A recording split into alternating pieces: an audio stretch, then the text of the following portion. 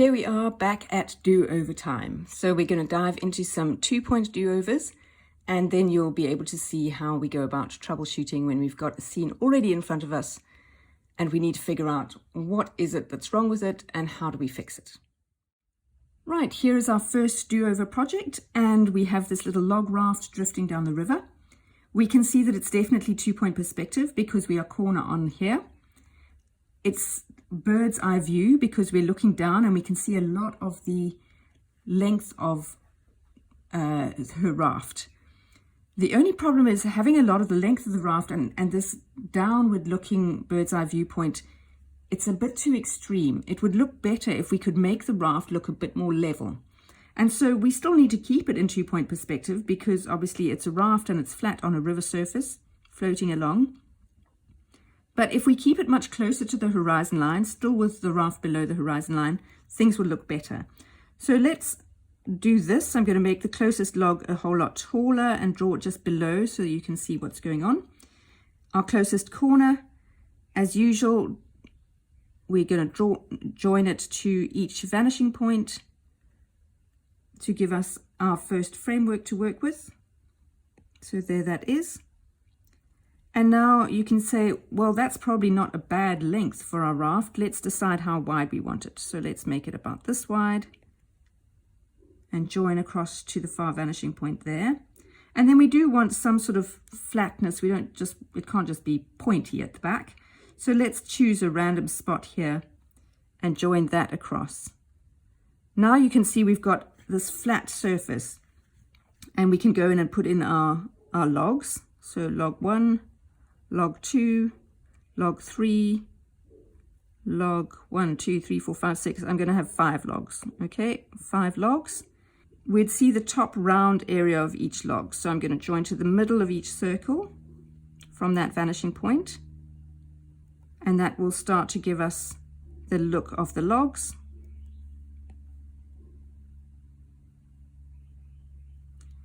And then this would be rounded because the edge is a log like this. And these would be rounded because that's also logs, so we could round that out. And you can see we've then got our raft going on and it's looking a whole lot prettier already. Now we just need to add our character. So let's put her like this and like this. She's kneeling, so there goes her foot at the back. This foot comes forward. And arm going across, and this arm also going across, holding onto her paddle, and there she is. You can see how we can just move this off into the river, and then we wouldn't see as much of the river behind. So the fact that the river looks so wide behind her is also contributing to that sense that everything's at a slight angle. So even if the river just came like this and round behind the raft like that, if we don't see quite so much of the river behind, it'll give a sense that this whole scene is flatter. Right, next up we have our shopping cart or trolley. If you hear me cycling between those terms, it's because here in South Africa, this is known as a trolley. I know so many other places known as shopping cart. I try to remember, but I don't always get it right. I'm going to break my rule here. I'm not going to redraw this because the reality is there's a lot of good going on here. And you're going to get yourself into this position where you think, I think I've done everything right, but it still looks wonky. And we need to start to learn to work with wonky and figure out, okay, what do I know? And what rules been broken that I know? And then we can start working one little thing at a time. So let us dive in and look at this. If we look at this front corner, we know we're looking at from a bird's eye view because we can see into the trolley. We can see the trolley stuff going on there. This looks odd because we've got a corner quite close to us here, and we know this should be the tallest. This corner should be taller than the further away one, but it doesn't appear to be. But we don't really want to change it because this works really well like that. What we can do is, all you have to do to fix this is to flatten this a little bit, or not even flatten it. If you just reduce the width of the front of the trolley, it'll immediately look better. And I'll show you what I mean. If I go and just paint over in white paint this, can you see that the trolley already looks so much better? It's still technically not perfect. We know that this shouldn't look taller than this, but they're almost the same height, and it looks okay. It doesn't look weird anymore. We've taken out the little bit of extra and it looks okay. So now we want to move on to what's going on with the wonkiness of the wheels. Now the wheels have got a few things going on, and the major thing is that this piece of metal has dimension, and let us go and explore that a little bit. So I'm going to draw up here in the top corner. This piece of metal, it's got perspective of its own going on. So let's imagine it's not rounded, because that always messes us up. If we imagine it as a corner, this is how it looks. And then it turns the corner there, and then it goes in like that. So we've got dimension like this and like this, because it's a squared off piece of metal. So the main thing that we need to do is say, okay, we've got metal doing what metal does, like this. And then it gets to a corner. Okay, there it goes like that. And then it comes back to here. We know that we can see the sides of it like this. And then we know that this is the inner side of it on the far side, like that. So just by putting in some lines like that, we start to help ourselves. And by making this and this pretty much work together, then we know we've got this wheel perfect. That one is going to be, what if we made it partly obscured by the nearest one? And we went and erased or painted over what we don't like. So let's go and get rid of where we've got too much wheel sticking out. And we can put in this red wheel like that and have that almost disappearing behind. Similarly there, we know that that wheel there with the dot on it should be right behind here. So I'm actually going to put this in a new layer so that I can erase judiciously. I love that word. Okay, now I can go and say, what's happening here? We can't have this wheel in front of that wheel.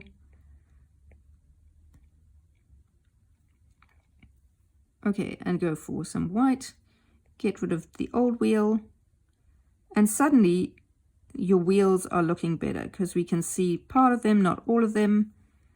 They're not in our way quite so much. So this works better because we can just see a little bit of wheel behind the front wheel, a little bit of wheel behind the front wheel.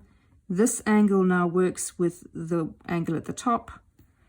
We can see that we're looking at the sides of these. And if we wanted to, we could put in a little bit of dimension to this. So I'm going to zoom in a little bit here. And if we did this and put in some extra lines at the top to make it a bit thicker, you know I'm a great lover of sketchiness.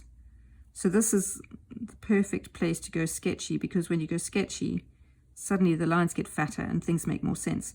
So you can see we're seeing the edge of this, and then there's the top of it doing its thing, almost conforming to what's happening up above. And your trolley looks so much better without having to redraw it. So this is how you start working with things where you said, I've done it all right, but it still looks wonky. What do I know? I know this needs to be taller. But if I change that, it's going to be odd. What if I just make this narrower? What if I just make this work with this? Bingo, good enough. And that's all you're looking for. Here's our next project. And you might think, well, isn't it 1 point perspective because it's a wall, so it's just straight? But the reality is that with walls, they're made up of bricks. And of course, each brick is a block of its own. So imagine a corner, 2 point perspective, things converging away towards vanishing points like this. Each brick has its own sense of perspective. And if we want to get the bricks looking right along the top and looking correct as they converge away, then we need to treat it as 2-point perspective. I'm going to draw myself a wall here. Let's imagine we've got our closest point like this. We know that we're looking at this wall from a bird's eye view because we're looking down on the top of the bricks. So I'm going to give myself a horizon line somewhere way up here and join away to it. Okay, I'm going to join as far away as I can, like this. And then each row of bricks is going to join away to the horizon line there, and there, and there. I'm not joining it perfectly to the same vanishing point because I'm trying to get it not too extreme. And now on this side, I'm just going to choose a place. Let's say, okay, let's go to that vanishing point. So this is the end. This is the end of our wall, as if it were going around a corner or something, or just the end of the wall. And then each brick, we have to keep it good and vertical, and then we have to join it across like this. And of course we've got the end of the wall, so let's say I'm making the bricks quite chunky so that we get the sense of the width. So here goes our thick bricks going away to there. We put in each brick like this, deciding on the length of it and making sure that each brick is, the edge of it is, end of it is vertical like that, and joining away to that vanishing point on my left. And you can see that already this is starting to look a whole lot better because we've got the angles going on better for the bricks at the top of the wall. So I'm just going to do those because otherwise we're going to be here for a long time. And then you can see how things work with the bricks. The subsequent courses of bricks are easier. You'd have a half brick here and then it would go like this, and they kind of end up halfway along like that, and then this one would line up there and there and there and there and there. So that's how you end up constructing a good brick wall. Things to watch out for. So always remember you've got a corner here and treat it as a corner point. Make sure that your verticals stay vertical, because you can see wherever I got sloppy with my verticals and I ended up erasing. If you don't keep the edges of your bricks vertical, things very quickly look very odd. And then if you decide, actually, you know what, this is not a corner of a wall, you can just continue this line here. And, you know, keep your wall going. You could erase the edges of it like that and get rid of this and just have your wall going. But at least you've got your bricks working on top of the wall. So my suggestion with brick walls or stone walls, always start with a corner like this. Imagine you've got the end of the bricks and set up your top row of bricks and your subsequent rows underneath so that everything converges away to the vanishing points. There you go.